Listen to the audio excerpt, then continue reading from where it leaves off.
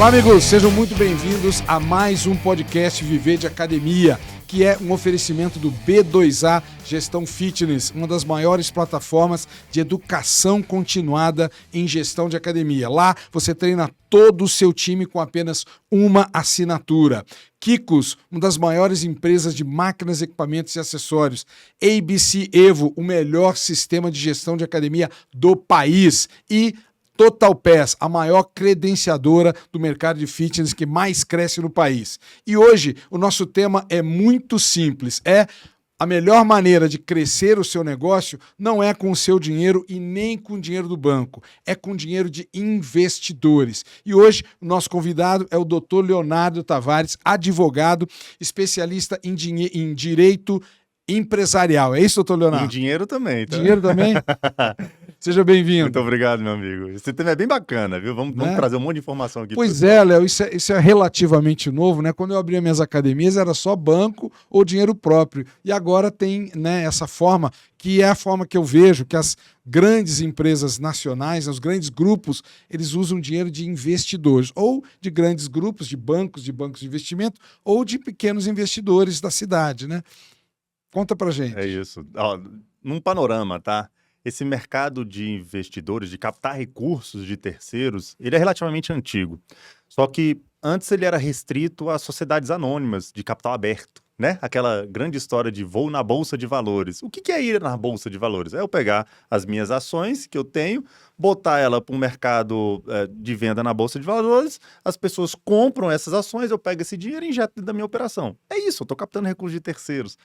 E aí, a sociedade foi evoluindo para compreender que também existem ferramentas jurídicas para atender o pequeno. Hoje, estima-se que para abrir capital, a gente gasta entre 2 e 5 milhões, só para abrir. Então, assim, são operações muito grandes, enfim. Então, é um negócio infinitamente mais complexo. Mas eu posso simplesmente pegar a minha academia, que hoje eu tenho uma unidade, que já está muito bem validada, e vamos explicar também como é que é esse processo de validação, e simplesmente querer abrir uma segunda para captar aí 1 milhão, 1 milhão e meio, 2, por 5, 10, 15, 20 investidores por meio de instrumentos próprios. Então, enquanto antes isso era restrito, hoje a informação mais pulverizada faz com que a gente tenha ferramentas jurídicas adequadas, seguras, para fazer essa captação de terceiros, né? E realmente, antigamente, ou a gente, por ignorância, tá? Uma ignorância, que é a ausência clássica do conhecimento adequado, a gente fazia ou tomava empréstimo no banco, ou aportava dinheiro. Então era dinheiro do bolso. Eu sou sócio, então toma dinheiro daqui, bota na empresa. E era isso, tradicionalmente. Mas existe um mundo hoje aberto, com mais conhecimento, com instrumentos jurídicos mais adequados. Inclusive, em razão do boom das startups, isso veio com mais intensidade aqui para o Brasil. Mas vamos falar um pouco mais disso aí, que vai ser bem legal. Legal. Eu me lembro que na minha época, doutor Leonardo, a gente chegou a abrir 5 academias, né? Então a gente tinha que esperar 3 ou 4 anos a gente ganhar o dinheiro, pagar o investimento anterior para poder fazer um novo investimento, né? Então, o que eu vejo, aí eu queria que você falasse disso, quais são as vantagens. Primeiro, porque você não paga juros, né? Você vai lá fazer a negociação com o investidor, o que ele vai receber, mas você não precisa pagar o juro do banco, que sempre foi altíssimo no Brasil e nessa época está pior ainda. E também você ganha velocidade. Se você tiver muitos investidores, Perfeito. você abre 10 por mês, 100 por ano e aí vai. Né? Perfeito. A grande diferença entre um e outro é velocidade, tá? Por isso que eu digo que as startups trouxeram esse ambiente de velocidade com um pouco mais de intensidade. Porque eu posso efetivamente fazer como você fez. Porque pensa, a cada 4 anos eu abria uma. Então, em 10 anos, eu abro 4. É isso? Sou ruim de matemática. 12 anos. Então, eu preciso de muito tempo para abrir. Mas eu posso colocar na balança. Eu prefiro ser titular de 100% dos resultados dessa empresa para demorar 12 anos para abrir uma quantidade X, ou eu posso compartilhar esse resultado com alguém para aumentar a velocidade no qual eu abro mais unidades, né? É botar na balança. É o famoso plano de negócios. O que eu quero efetivamente para minha sociedade? As duas transformam o meu negócio em um negócio que tem um potencial de equity muito grande, né? Que eu estou valorizando as minhas cotas, a minha participação nessa empresa. Mas uma sociedade com uma unidade vale muito menos do que 2 unidades ou 3 unidades. Então, dentro da minha balança, vale a pena esperar ou eu preciso de velocidade para que isso aconteça? Se precisar de velocidade, captar recursos de terceiros, caso você não tenha ou não queira aplicar os teus recursos próprios, pode ser uma excelente alternativa. As startups fazem isso de uma forma muito intensa. Você pensar que, não vou generalizar, mas a grande maioria das empresas que cresceram com velocidade, seja ela startup ou não, utilizou recursos de terceiros. A maioria. Tá? Não, pois é, eu acompanho muito, né, Tulio? Estou fazendo agora 30 anos de mercado de academias e eu gosto muito desse tema, sou muito antenado, gosto de estudar, gosto de ver tudo que está acontecendo.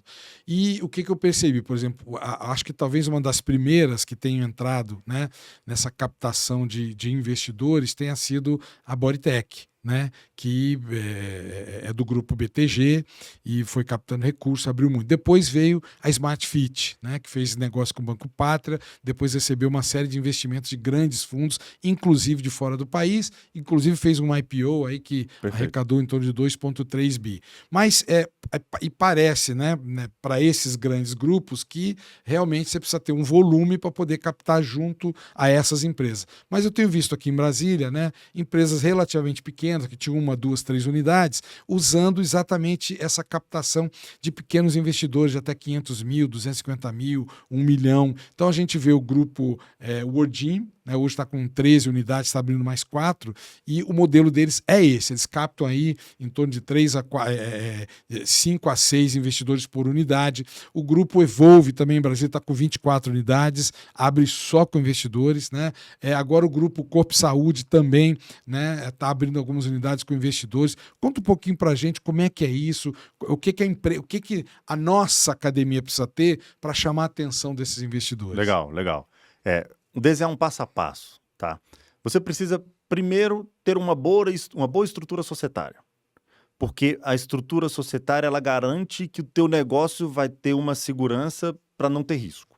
Ou seja, o tema do nossa outra gravação, estrutura societária. A gente pode até botar um link aqui em algum lugar do vídeo para te remeter a outro link, a outro vídeo, para você entender como que estrutura do ponto de vista societário um bom negócio, tá? Então, sem entrar nesses detalhes, você precisa ter um conjunto de instrumentos jurídicos adequado para que você, com o seu sócio, não brigue. Resumindo, é isso. Mas, no detalhe, você vai ver aqui em algum link que a gente vai soltar para você.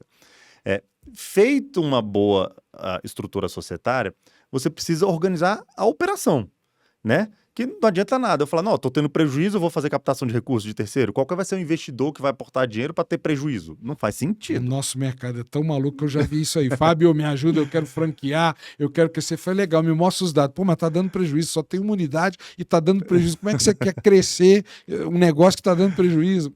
Ele quer dividir o problema dele, né? E pode ser que ele consiga fazer captação de recursos, né? Mas... com investidores menos qualificados. Mas, enfim, é um processo de venda, tá? É um processo de venda. Quem tem um produto ruim também consegue vender um produto, né? Mas é muito mais fácil... Se for bom vendedor, né? É isso. É muito mais fácil você vender um produto bom. E como é que o seu produto fica bom, né? E aí você começa a olhar os indicadores da sua academia. Por exemplo, quantos alunos você tem? Qual o faturamento que esses alunos geram? Qual a tua taxa de retenção? Qual o churn desses alunos? Qual que é o tempo de vida útil desses alunos, né? O LTV? Qual que é a tua margem de lucro? Que, né, tudo isso muito bem feito te transforma numa margem de lucro muito, muito boa. Né? Se a gente pensar a média do mercado de academias, entre 10% e 12%, é uma margem mediana. Tipo, tá ok, tá dentro da margem. Mais do que isso, você começa a ficar excepcional. Eu tenho unidades clientes que tem 30%, 40% de margem de lucro. Putz, fenômeno! Ou seja, esse beabá tem uma boa estrutura societária e tem um bom conjunto de indicadores mostrando quão importante, quão saudável está a operação. Então, você tendo um negócio desse, putz, eu tô tendo 40% de margem de lucro. Ou seja, dos 100 mil que sobra, o que é sobra? É importante o pessoal saber disso, tá? O que é lucro? Deixa eu trazer um conceito muito simples, tá? Do que é lucro. Eu pego todo o meu faturamento, e o que é faturamento? Tudo que a academia recebeu, tá? Então, dentro de um período, dentro de um mês. Que pode ser períodos específicos, um mês, 6 meses ou um ano. Então, eu vou pegar tudo que essa academia recebeu, qualquer coisa que ela tenha recebido a título de faturamento. Aí eu vou pagar as contas. Então eu vou pagar os salários, vou pagar a conta de água, de luz, vou pagar o prolabore dos administradores, seja ele sócio ou não, Paguei tudo. Sobrou quanto? Isso é o teu lucro, tá? Lucro é toda a receita que teve, menos todas as despesas que a academia tem. Então, isso te dá um lucro. Quanto é esse lucro? Ou seja, se você faturou 100 e sobrou 10, você tem 10% de lucro. Se você faturou 100 e sobrou 15, você tem 15% de lucro. Então, isso é lucro, tá? E o que você faz com esse lucro? É uma outra decisão. Você pode distribuir, ou seja, pagar os sócios por meio de distribuição de lucro, que é o que a gente chama de dividendos, ou você pode reinvestir. Ou você pode fazer um misto. X% eu reinvisto, X% eu distribuo para os sócios, X% eu vou guardar para iniciar uma nova unidade. E aí você vai brincando, conforme deliberação entre sócios, do que você vai fazer com aquele resultado, tá? Então, você tendo uma boa margem, o mercado olha para você e fala, que legal, eu gostaria de ter 15% de resultado também, né? Como é que eu faço isso? E aí, beleza, como é que eu começo a criar uma estrutura muito bem feita para ser atrativo para esse mercado de investidores? Então, eu criei um bom plano de negócio, eu já tenho a minha caixinha aqui muito bem feita, com um plano societário muito bom, com uma operação muito boa, que fatura, que tem uma margem de lucro de 15%, 20%, 30%, e agora eu quero abrir uma segunda unidade para repetir tudo isso que eu já aprendi nessa primeira, tá? Para eu abrir essa segunda unidade, eu preciso de 2 milhões. Eu não tenho 2 milhões. Beleza? Então você tem algumas alternativas. Você pode ter um sócio com 2 milhões, né? E aí você vai ter um novo Léo ou um novo Fábio dentro da sua operação, mandando e desmandando, deliberando, recebendo distribuição de resultado, etc. Tudo, um novo sócio, ele vem, aporta 2 milhões, você vai lá discutir quanto vale as cotas que ele está aportando, enfim, e vai ter um percentual, e você vai ter um novo sócio na operação. Mas, Léo, eu não quero ter um sócio. A minha operação está muito enxuta, eu e Fábio já tocamos esse negócio há 20 anos, há 10 anos, eu não quero ter um novo sócio. Um novo sócio é problema. Ok, tem a possibilidade também de ter um terceiro, isso é importante que você compreenda, de ter um terceiro dentro da sua operação sem ser sócio. E ainda assim botando dinheiro. Então, alguns instrumentos jurídicos possibilitam isso, tá? Não vou entrar no detalhe do juridiquês, de qual instrumento e como que se constrói esse instrumento, mas o pessoal precisa compreender que o direito ele é muito amplo nesse ponto e ele regulamenta isso de uma forma muito bem feita. Um dos melhores instrumentos, tem outros, mas um dos melhores instrumentos é o que a gente chama de sociedade em conta de participação. Léo, o que é uma sociedade em conta de participação? O famoso SCP. SCP. A sociedade em conta de participação é um contrato. Ela não é uma sociedade. Ela é um contrato. Esse terceiro, ele está vindo aqui para dentro do meu negócio, aportando dinheiro por meio de uma SCP, tá? Como é que se dá isso? Na prática, eu vou montar uma SCP, que é um contrato, e vou dizer, olha, o Léo e o Fábio, eles vão aportar, por exemplo, know-how. Eles vão aportar essa caixinha que eles já têm aqui de como fazer um bom negócio, como gerenciar o time, como transformar esse negócio em algo capaz de produzir 30%, 20% de lucro, tá? Então eu vou encaixar isso. Isso tudo tem um valor? Claro que tem um valor. E eu posso colocar isso tudo para dentro de uma sociedade em conta de participação? Óbvio que você pode colocar isso. E aí, quantos por cento dessa sociedade em conta de participação você está disposto a dar para os investidores? Tá? Eu não estou falando de quantos por cento do resultado. Estou falando de quantos por cento dessa sociedade em conta de participação. Eu estou disposto a dar 50%. Beleza. Então, essa caixinha do teu know-how vale 50% e você vai captar outros 50%. Quanto que você precisa captar? Eu preciso de 2 milhões para abrir uma nova operação. Beleza. Eu posso ter 2 cotas de 1 milhão cada? Pode. Eu posso ter 20 cotas de 100 mil? Posso. Aí, a quantidade é você que decide. É você que decide. E aí, o que eu quero fazer? Eu preciso agora estabelecer como que eu vou remunerar esse meu investidor. Porque ele não está botando dinheiro de graça, né? Ele está botando em troca de alguma coisa. Eu já decidi que eu não quero que ele seja sócio. E ele já compreendeu que ele não será sócio. Ou seja, eu, como sócio, e o Fábio, como sócio, mandamos nessa operação.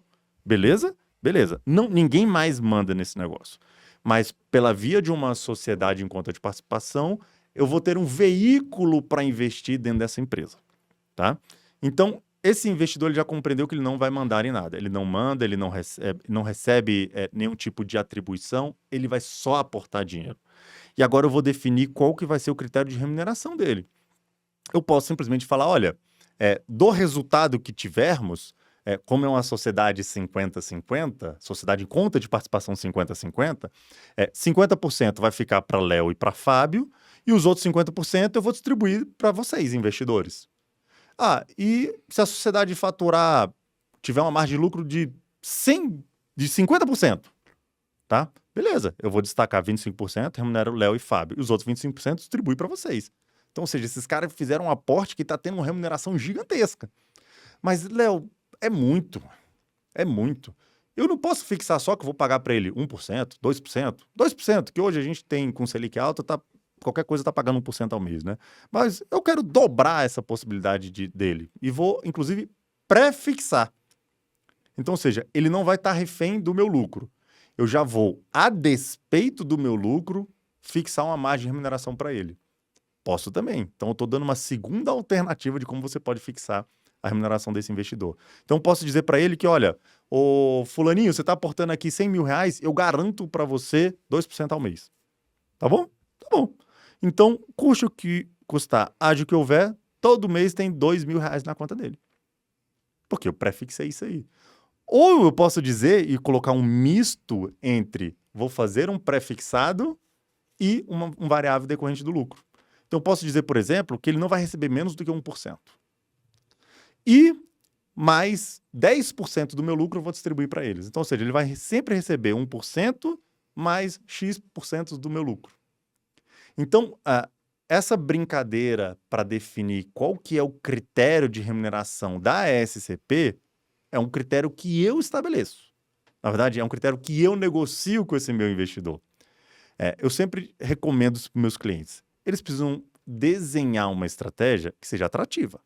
Porque se você for a mercado pagando 0,5%, qual a chance de você ter um investidor? 0. A não ser que seja o grupo dos familiares que querem aportar dinheiro para te ajudar. Mas do contrário, você não vai ter investidor. Então, você precisa criar um projeto, tá? Um plano de negócios bem estruturado para garantir que esse investidor tenha uma remuneração atrativa. Mas se você colocar 10%, maravilhoso. Você precisa ter lastro para fazer isso agora, né? Ou se você colocar 2%, 3%, 1% mais uma variável. Então, isso você precisa desenhar muito bem feito. E esse desenho desse plano de negócio, você pode fazer mostrando que você já tem uma unidade que isso já acontece, ou seja, essa unidade, é o melhor dos mundos, né? Ela já é produtiva, ela já produz para mim uma margem de lucro de 20%, de 30%. Excepcional, ela é um fenômeno. Então, eu estou te dizendo que esse meu plano de negócio, eu vou copiar isso daqui. Ou seja, eu tenho um lastro, tá? Então, fica mais fácil. O investidor ele vai olhar, putz, olha aqui meus números dessa empresa. Nos últimos 5 anos, ele apresentou isso aqui. Qual a chance de criar uma nova unidade e não apresentar isso aqui? Muito pequena. Mas existe essa chance de não dar certo? Existe. E outro dado importante, você precisa constar da SCP. Você precisa mostrar, regulamentar, estabelecer via contrato. Se não der certo, o que vai acontecer? Porque você pode simplesmente fixar uma remuneração mínima dizendo, 1% você vai receber, inclusive se der problema. Ou, olha, se der um prejuízo de até... Não, vamos começar pelo básico. Se der prejuízo, você não recebe. Ou até mesmo, se der prejuízo, você precisa aportar mais dinheiro. Tudo isso eu posso estabelecer. Tá? Se der lucro, você recebe o lucro que der. Se der prejuízo, você vai ter que assumir prejuízo como se sócio fosse. Ou seja, tem que ser negociado, vai estar escrito. A regra vai estar escrita. Vai estar escrita. Agora, doutor Leonardo, só para deixar bem claro para quem está nos escutando. Então, ter um investidor não significa que você vai ter um sócio. Sócio é se ele entrasse no contrato social, bota o dinheiro e entra no contrato social. Tem muitos riscos, ninguém quer. A maioria não quer entrar no contrato social.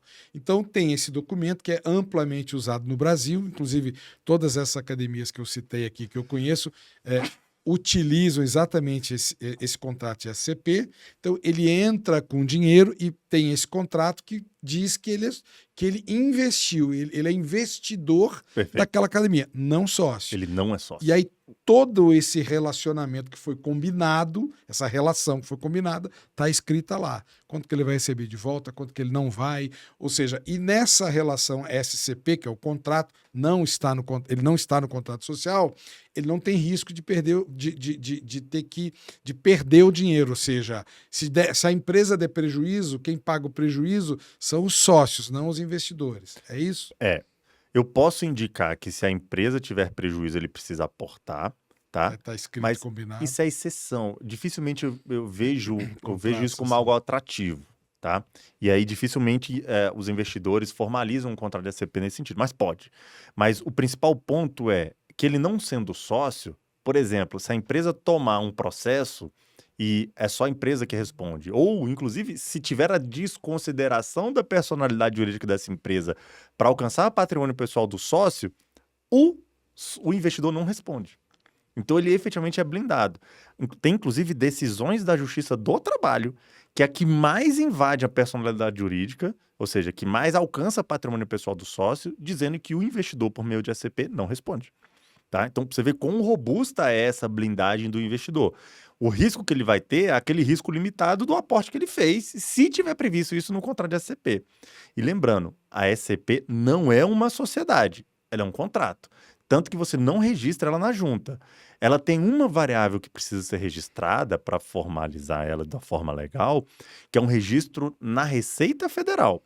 Mas esse registro, ele é apenas para possibilitar a distribuição de resultado isento do imposto de renda. Então, olha que legal. Quando você cumpre os requisitos legais da SCP, você faz o contrato, você estabelece as regrinhas, como que você investe, como que você vai receber o valor, qual que vai ser a taxa de remuneração, como que você sai, tá? Que eu posso estabelecer que eu vou te pagar a remuneração por 2, 3, 4, 5 anos e depois eu sou obrigado a te dar o principal para você sair daqui, que eu não quero mais ficar pagando remuneração para investidor pro resto da vida. Então, posso estabelecer dessa forma ou posso dizer que você vai estar sempre aqui recebendo, etc. Ou posso indicar uma possibilidade de eu te tirar, tá? Por qualquer motivo, desde que remunere, por óbvio. Então, é um leque de opções muito grande. Mas, uma vez estabelecidas essas regrinhas e uma vez registrado a SCP na Receita Federal como uma condição obrigatória de validade da imunidade de imposto de renda, quando eu distribuir esse resultado, então a minha academia, por exemplo, deu lá 100 mil de resultado, de faturamento, e de lucro ela deu 30 mil reais, ou seja, 30% de lucro, eu vou distribuir esse lucro entre os sócios, dentre eles a SCP. Na hora que esse investidor recebe esse lucro, ele está recebendo isento de imposto.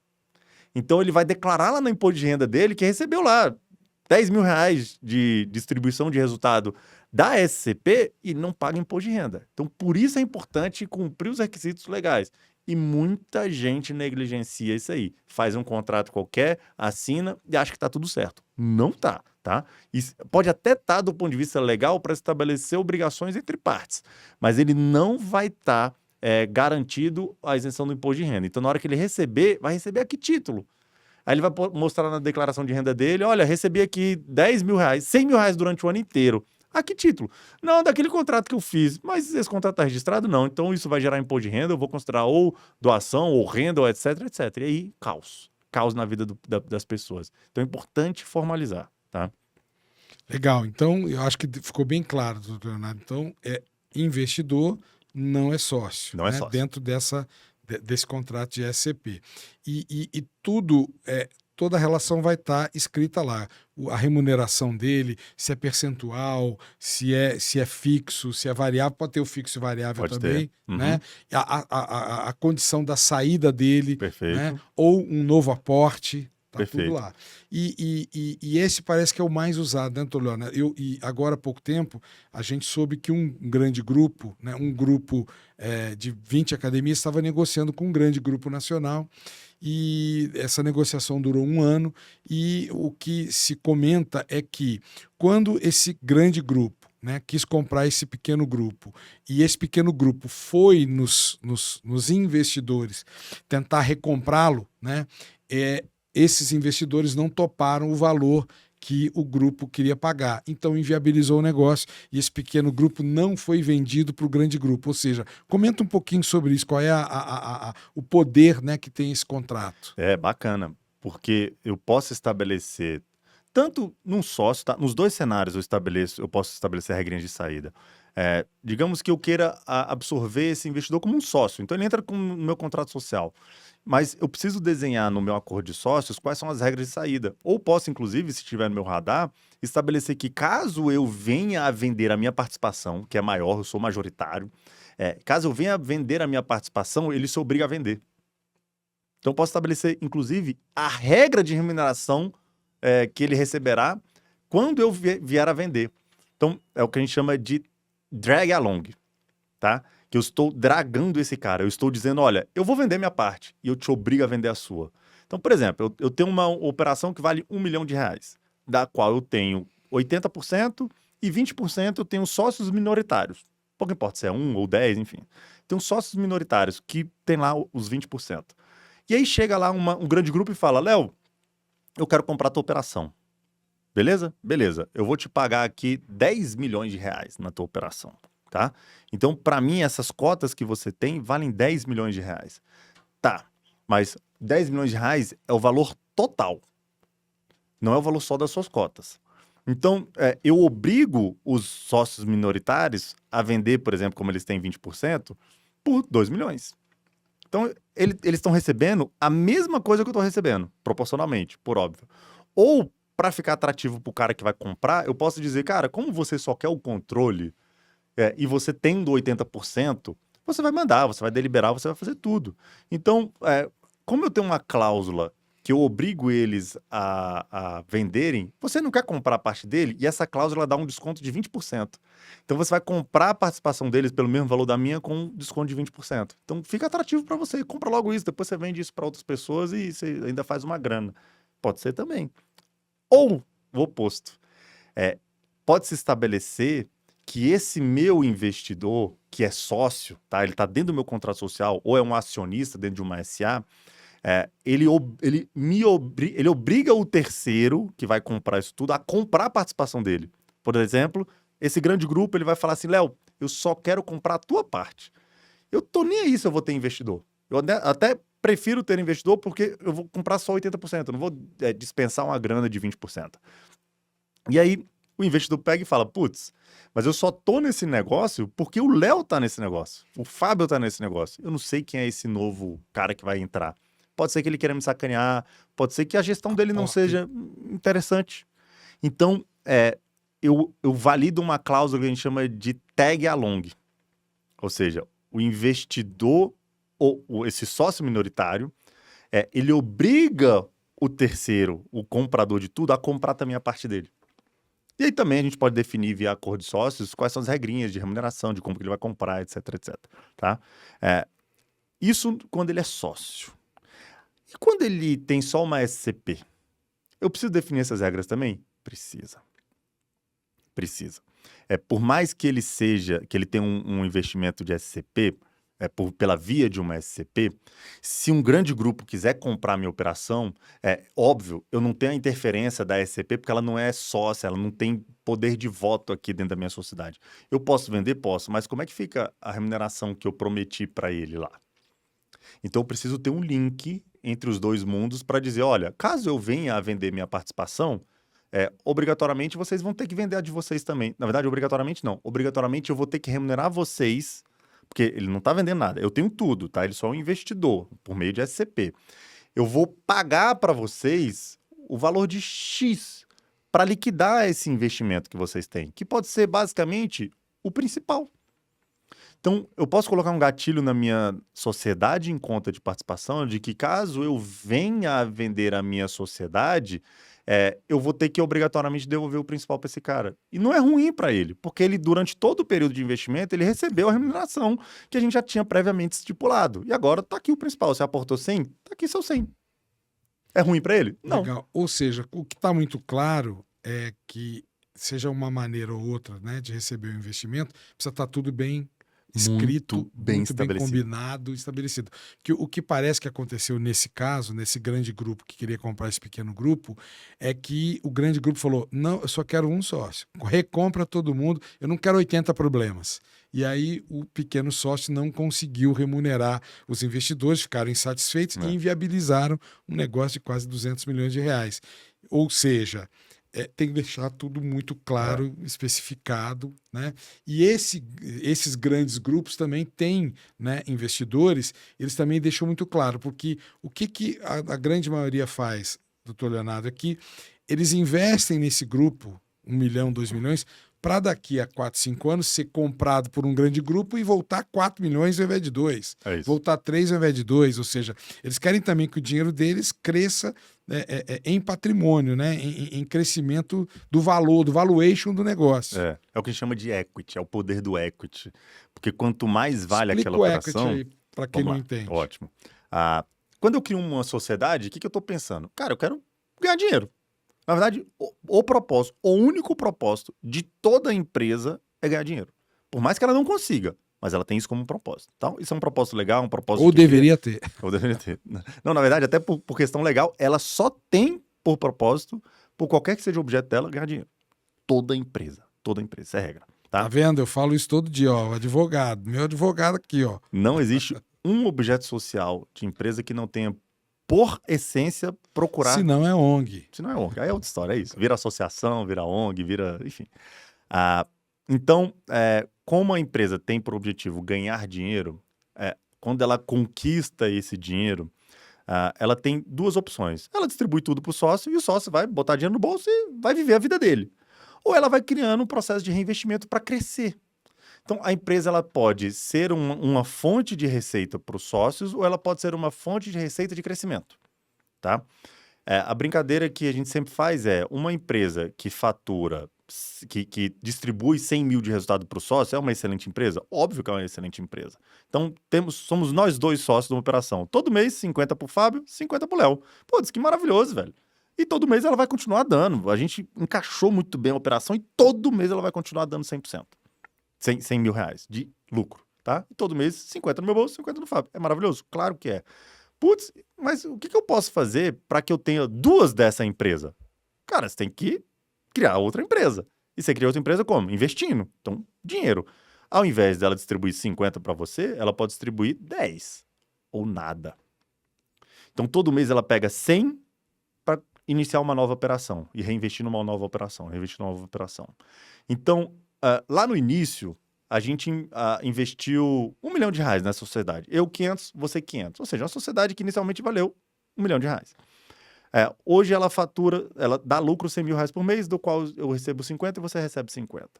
E aí a gente não vai mais receber 50 para que haja um processo de reinvestimento, para que a gente tenha duas unidades que faturam, que distribuem, tem um potencial de distribuir R$100 mil cada. Então, eu ao invés de receber 50, eu não recebo nada e a sociedade reinvestiu para criar uma segunda unidade. Antes, essa sociedade valia R$1 milhão. Agora eu tenho duas sociedades que juntas valem 2. Tá? E com potencial de distribuir R$100 mil para cada. E se eu fizer isso, agora eu tenho duas sociedades que com potencial de distribuir R$100 mil cada. Ou seja, eu tenho um potencial de lucro de 200 mil por mês. E se eu pegar esses 200 mil por mês e reinvestir? Antes eu demorei 1 ano para conseguir 1 milhão e abrir a segunda unidade. Agora eu demoro 6 meses. Isso significa que eu vou ter uma outra unidade em 6 meses. E agora eu tenho 300 mil reais, nesse exemplo, todo mês limpo. Significa que em 3 meses e meio, eu vou ter mais uma unidade para fazer isso tudo. E aí, em 3 meses e meio, agora eu tenho um potencial de lucro de 400 mil mês. E aí essa brincadeira faz com que em 1 ano, por exemplo, eu tenha 10 unidades. E 1 mês eu tenho um potencial de lucro de R$1 milhão. E antes eu tinha só R$100 mil. Quanto vale uma sociedade com potencial de lucro de R$1 milhão? Muito mais do que a sociedade que tinha um potencial de lucro de R$100 mil. O que eu fiz? Caso eu queira vender essa sociedade, caso eu queira vender o meu 50%, hoje ele vale muito mais do que valia lá no início. Só que se lá no início eu tivesse só recebendo o lucro da sociedade, botando no meu bolso e gastando, hoje, 1 ano, 2 anos depois, eu não tenho a possibilidade de vender a minha sociedade por 10 milhões, por 20 milhões, por 30 milhões. Antes eu venderia ela por 500 mil, por 1 milhão. Isso é o poder do equity. É eu fomentar o crescimento da minha sociedade para que a minha participação, para que as minhas cotas ou as minhas ações valham muito mais do que inicialmente valiam. Ou seja, só para ver se a gente entendeu. Então, por exemplo, vamos pegar o Grupo Smart, né? Ele tinha lá 10, 15 unidades, estava começando o modelo low cost no Brasil. E aí veio o Banco Pátria, se eu não me engano, o valor é 80 milhões. Botou 80 milhões e ao invés de ter 15 unidades, ele passou a ter 30 unidades. E aí, ou seja, o equity é quando o investidor põe dinheiro para crescer o negócio e ele valer mais. E aí lá na frente, o Banco Pátria, agora eu quero vender minha participação. Ele botou 80 milhões, tirou 200. É isso. Ele valorizou a participação que ele tinha. Isso é o poder do equity. Porque eu posso, novamente, usar a sociedade para pagar o meu salário por meio de distribuição de lucro, ou posso ter a sociedade como um potencial de crescimento gigantesco para que no curto, médio ou longo prazo eu venha a vender ela e ter um resultado 10, 30, 50 vezes maior do que originalmente eu poderia ter.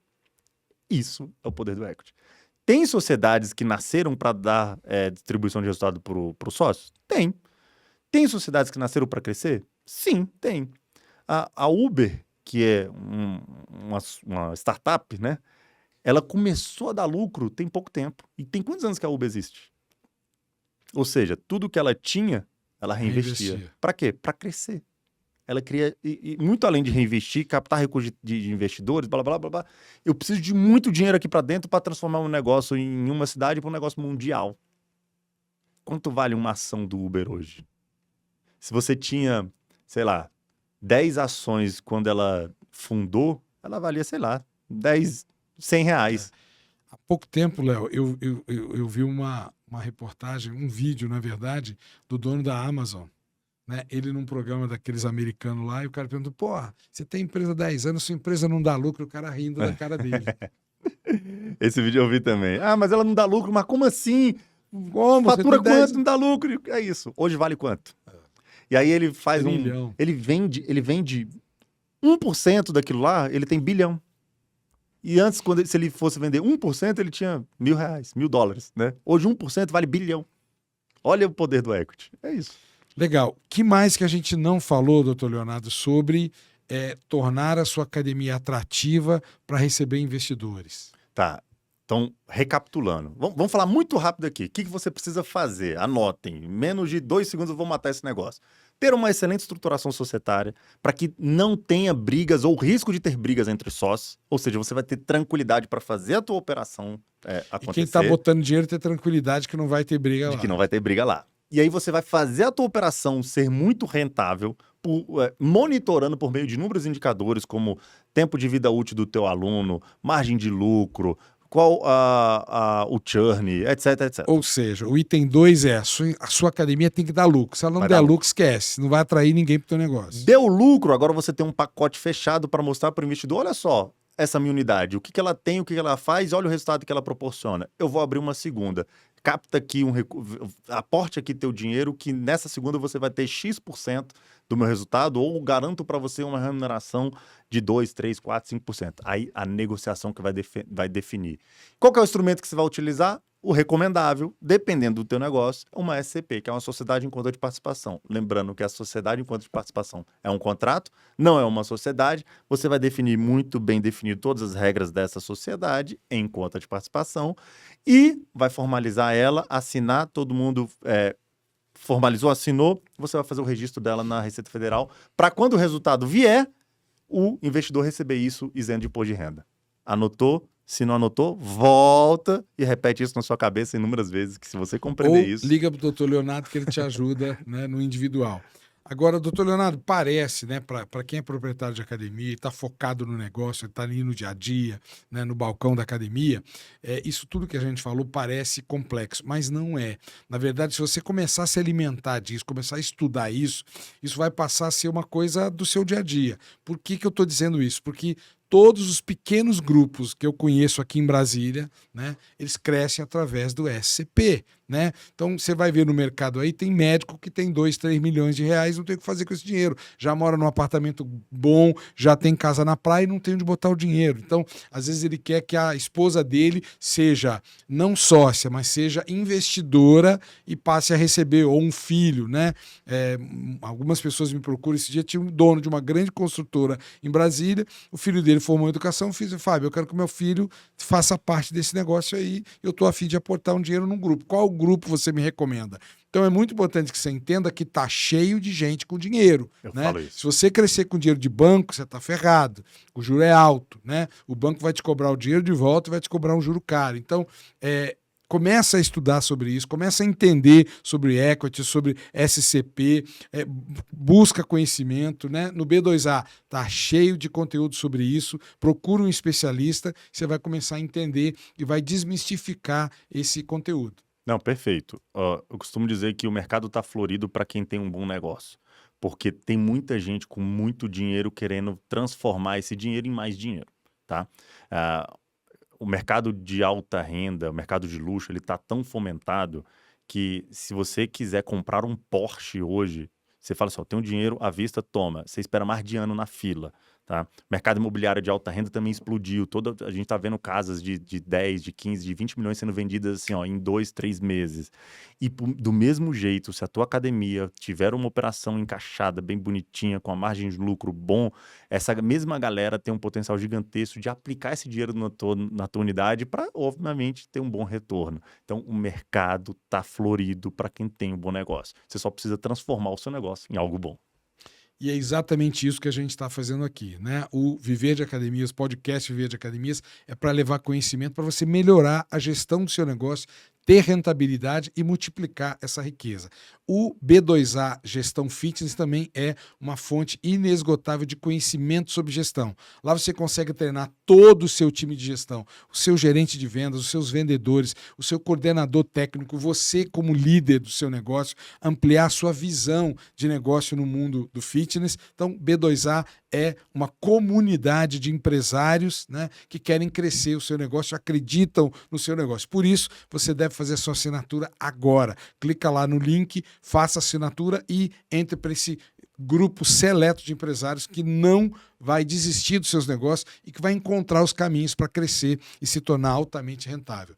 Doutor Leonardo, o que mais que a gente não falou? Não, dá pra gente falar mais 3 horas aqui, mas o básico foi falado. O principal ponto que as pessoas precisam compreender eu preciso ter inicialmente uma boa gestão para transformar isso numa boa margem de lucro, para que caso eu queira crescer, o mercado tem espaço para fazer isso, sem que haja necessidade de eu botar dinheiro no bolso, sem que haja necessidade de eu ir ao banco, sem que haja necessidade de eu ter um novo sócio. Tá? Então, o mercado tem espaço para isso, você só precisa efetivamente procurar um bom advogado para estruturar isso bem feito para você e o resto é o jogo de ganhar dinheiro. Legal.